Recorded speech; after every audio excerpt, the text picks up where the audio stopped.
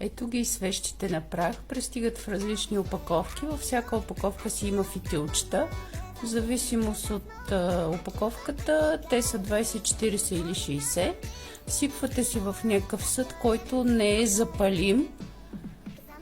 Чашка, купичка, бурканче, всичко зависи от вашето въображение, няма никакво значение. Важното е купата да не е запалима, да не е дървена и някакви подобни неща. Като прахта трябва да бъде минимум 5 см на дълбочина и фитилчето да се показва не повече от 1 см. Тук, който не си е купил запалка за свещи, сега си гори пръстите, но следващия път.